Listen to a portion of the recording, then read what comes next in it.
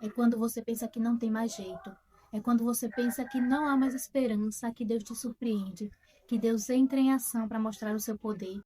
A palavra do Senhor diz em Apocalipse 3 que ele tem uma porta aberta e ninguém pode fechar. O inimigo tem colocado na sua mente que para você não tem mais jeito, que para esse teu problema não há mais esperança. Mas quando Jesus chegou lá em Marta e Maria, também não havia mais esperança. Lázaro já estava morto há 4 dias. Marta chora: Senhor, se o Senhor estivesse aqui, meu irmão não teria morrido. Mas eu quero te dizer que quando Jesus chega, as coisas mudam. Nós vemos na palavra do Senhor que toda vez que Jesus chegava em um ambiente, as coisas mudavam. Jesus chega naquele paralítico do tanque de Betesda e muda a história dele. Jesus chega lá no casamento e muda aquela história, transformando a água em vinho. Quando Jesus chega, as coisas mudam. E Jesus chegou lá em Marta e Maria e trouxe a vida. Eu quero te dizer que Jesus está chegando aí na tua casa, Jesus está chegando na tua vida. Esse fim de ano não é o fim para você. Você está achando que o ano vai terminar do mesmo jeito, mas Jesus está dizendo: eu estou chegando.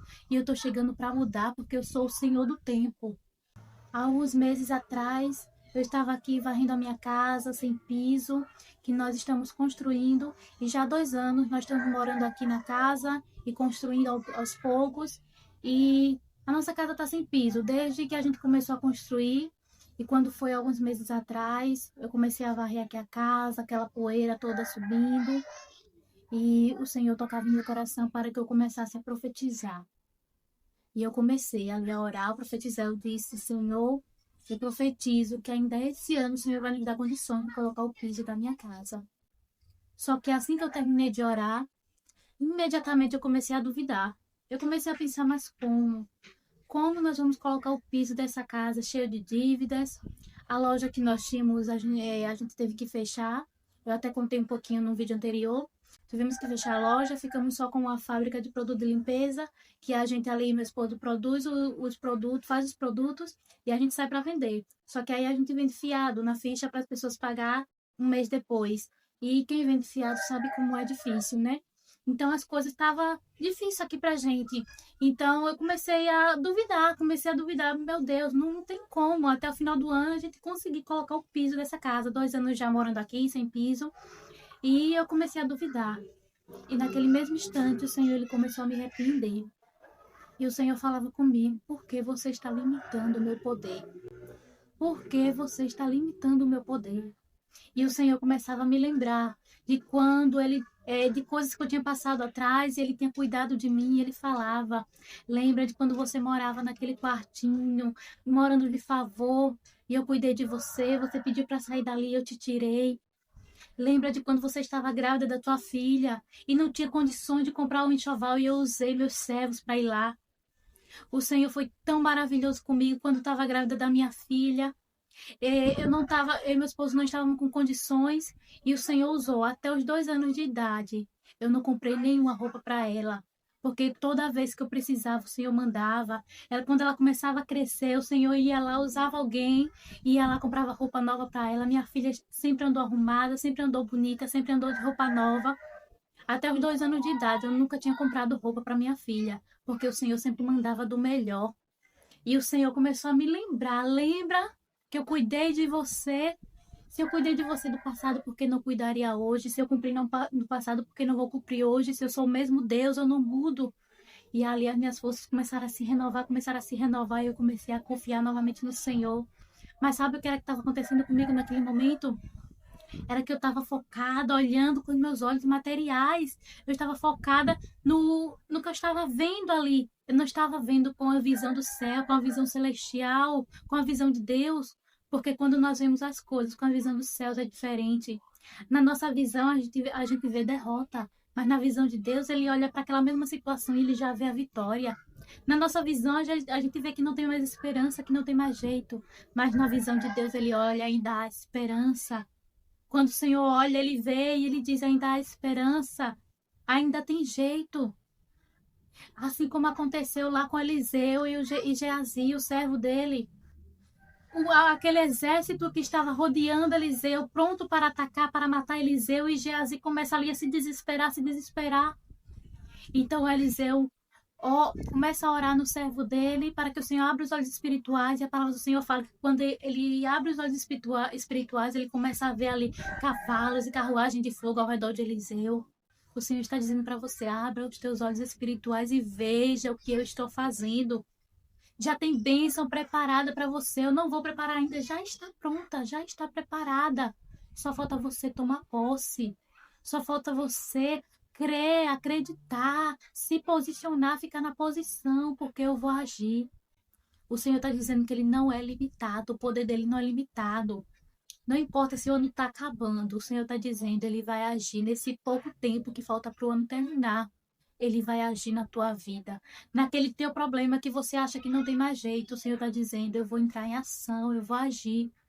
Porque o poder dele é limitado, ele não se limita ao tempo, ele é o próprio tempo, ele é tudo que você precisa. Se você precisa de vida, ele é a vida. Se você precisa de água, ele é a água viva.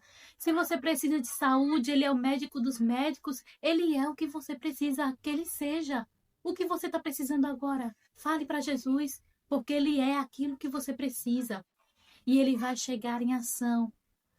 Ele vai entrar em ação antes do ano terminar. Tome posse da sua vitória. Então somente creia. Acredite que Deus já está agindo. E Deus, ele não precisa de um dia específico, de um dia especial, de um dia favorável para que ele venha agir. Em dias comuns o Senhor age. O Senhor vai chegar em um dia comum, quando você menos espera.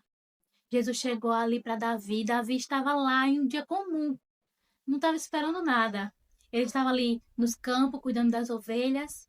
E naquele dia comum, o Senhor usa o profeta Samuel para ir lá ungir ele a rei. Foi um dia comum. Aquele paralítico de Betesda era mais um dia que ele estava ali, ó, esperando as águas se movimentar. Era só mais um dia comum para ele ter que enfrentar aquela luta todos os dias, ficar ali esperando até chegar a água se agitar e ele conseguir alguém para ajudar ele a se jogar no tanque. E toda vez se repetia a mesma coisa. Ele não conseguia. Toda vez alguém ia na frente dele e ele entrava primeiro na água e era curado, e ele nunca conseguia, era só mais um dia comum. Mas naquele dia o Senhor decidiu, o Senhor escolheu aquele dia para operar na vida dele. Quando você menos espera, em um dia comum na sua vida, o Senhor vai chegar. O Senhor vai chegar em um dia comum, quando você estiver na sua rotina, limpando a casa, cuidando da sua família. Quando você estiver saindo para trabalhar, vai ser um dia comum que você vai estar lá preparando a comida, passando ferro. Você vai estar achando, Senhor, é só mais um dia. Mas o Senhor está dizendo, eu vou te surpreender em um dia comum. Em um dia comum, quando você menos esperar, eu vou chegar.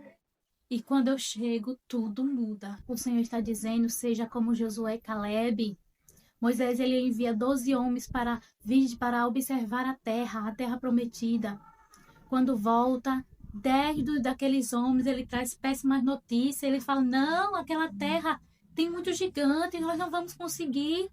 E quando o povo ouviu aquilo, o povo ficou querendo voltar para o Egito, depois de tudo que o Senhor já tinha feito, depois de tantos milagres. O povo fica querendo voltar para o Egito, só porque a terra tinha gigantes, tinha tanta coisa. E eles começaram a se apavorar. Mas Josué e Caleb não. Josué e Caleb permaneceram firmes e disse, não, nós vamos prosseguir. Foi o Senhor quem nos trouxe até aqui, nós vamos chegar lá. Nós vamos derrubar esse gigante, aleluia. Quem é você? Será que você está sendo como Josué e Caleb ou como aqueles 10 homens que visualizaram a bênção, a vitória, mas saíram correndo? Sabe o que foi que aconteceu com aqueles homens que não acreditaram, que não confiaram? Eles não entraram na terra prometida. Eles não receberam a bênção, eles não puderam desfrutar da bênção do Senhor. Então o Senhor está dizendo, seja como Josué e Caleb. Mesmo que o gigante se levante, continue confiando, continue firme. Porque não é o tamanho da sua fé que o Senhor está... Porque o Senhor fala, a sua fé pode ser pequenininha, de um grão de mostarda. Mas você pode dizer para o monte que se transporte de um lado para o outro, que ele vai se transportar.